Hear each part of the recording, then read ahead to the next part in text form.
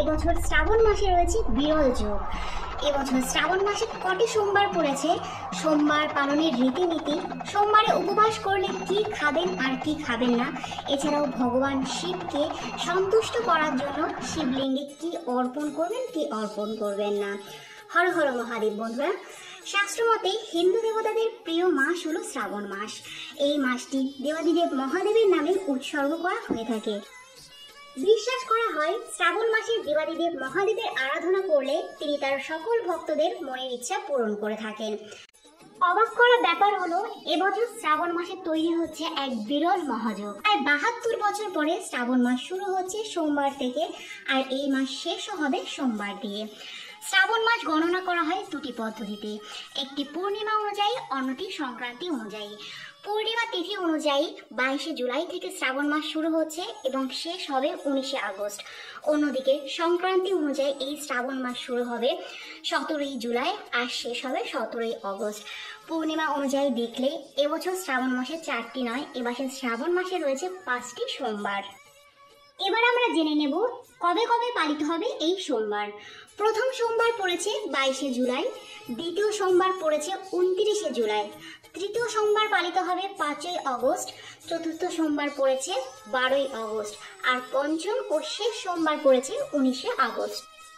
শ্রাবণ মাসে প্রত্যেকটি সোমবারের আলাদা গুরুত্ব রয়েছে। এবার আমরা জেনে নেব শ্রাবণ মাসের সোমবার পালনের রীতিনীতি। শ্রাবণ মাসের সোমবার দিন আপনারা চেষ্টা করবেন একটু সকাল সকাল ঘুম থেকে ওঠার জন্য।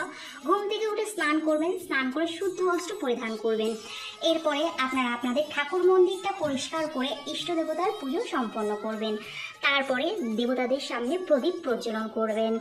এরপরে আপনারা ঘরে যদি শিবলিঙ্গ থাকে বা শিব ঠাকুরের চিত্রপট থাকে তাতে পুজো করবেন। আর যদি মন্দিরে গিয়ে পুজো করবেন তাহলে বাড়ি থেকে অবশ্যই জল, গঙ্গা জল, দুধ এগুলো নিয়ে যেতে ভুলবেন না। শিবলিঙ্গে গঙ্গা জল ও দুধ দিয়ে অভিষেক করবেন। শিবলিঙ্গে জল অর্পণ করার সময় 108 বার শিব মন্ত্র জপ করতে একদম ভুলবেন না। শিবকে ফুল ও বেলপাতা নিবেদন করবেন।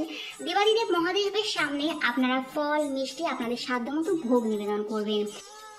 দেবাদিদেব মহাদেবের পুজো করার সাথে সাথে এই দিন আপনারা অবশ্যই মাতা পার্বতী ও নন্দী মহারাজের পুজো করবেন। পুজো না হওয়া পর্যন্ত উপবাস থাকবেন। পুজোর পরে প্রদীপ, কর্পূর ও ধূপকাঠি জ্বালিয়ে আরতি করবেন। এই সময় শিবের ধ্যান বা কোনো জপ মন্ত্র আপনারা মনে মনে পাঠ করতে পারেন এবং সন্ধ্যাবেলায় অবশ্যই আরতি করতে হবে এবং আপনারা অবশ্যই সন্ধ্যাবেলায়ও শিব মন্ত্র জপ করবেন। এছাড়াও এই দিনে আপনারা আপনাদের সাধ্যমতো গরিব দুঃখীদের দান করবেন। এই দিন দান করা অত্যন্ত শুভ। দেবাদিদেব মহাদেবকে তুষ্ট করার জন্য শ্রাবণ মাসে প্রত্যেকটি সোমবারে শিবলিঙ্গে গঙ্গা জল, দুধ, বেলপাতা, ধুত্রা ফুল, আকন্দ ফুলের মালা, রুদ্রাক্ষরের মালা ইত্যাদি দান করা অত্যন্ত শুভ বলে মনে করা হয়। ভুলেও এই দিন আপনারা শিবলিঙ্গে নিবেদন করবেন না হলুদ, সিঁদুর, তুলসী পাতা। এছাড়া কোনো লাল ফুলও এদিন আপনারা মহাদেবকে নিবেদন করবেন না। সোমবারে শিবের উপবাস করলে এই দিন আপনারা শুধুমাত্র 7টি খাবার গ্রহণ করতে পারবেন। বিভিন্ন রকমের ফল, দুধ দিয়ে তৈরি বিভিন্ন ধরনের মিষ্টি আপনারা গ্রহণ করতে পারবেন।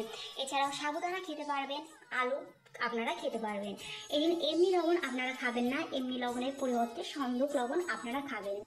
উপবাস ভঙ্গ করার সময় চাল বা চালের তৈরি কোনো জিনিস, সবুজ শাকসবজি, ফুলকপি, পটল, বেগুন, পেঁয়াজ, রসুন এমনকি আমিষ খাবার একদমই খাওয়া উচিত নয়।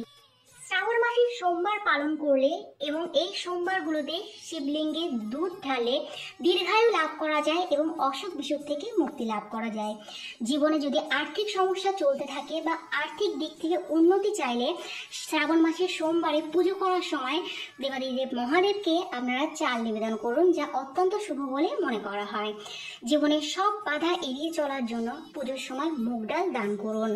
শ্রাবণ মাসের সোমবারগুলোতে উপবাস করে দেবাদিদেব মহাদেবের পুজো করে শিবলিঙ্গে জল ঢাললে আমাদের মন শান্ত হয় এবং মন থেকে সমস্ত রকমের নেগেটিভ শক্তি দূর হয়ে যায়। বন্ধুরা, শুধুমাত্র দেবাদিদেব মহাদেব নয়, সমস্ত দেবতাদের প্রিয় মাসই হলো এই শ্রাবণ মাস। মহাদেবের কৃপা পাওয়ার জন্য আপনারা প্রত্যেকে এই শ্রাবণ মাসের সোমবারগুলো পালন করুন। আশা করি ভিডিওটা আপনাদের ভালো লেগেছে। যদি ভালো লাগে অবশ্যই লাইক, কমেন্ট করবেন। পরবর্তী ভিডিওর আপডেট পাওয়ার জন্য চ্যানেলটি সাবস্ক্রাইব করে পাশে থাকবেন। নমস্কার।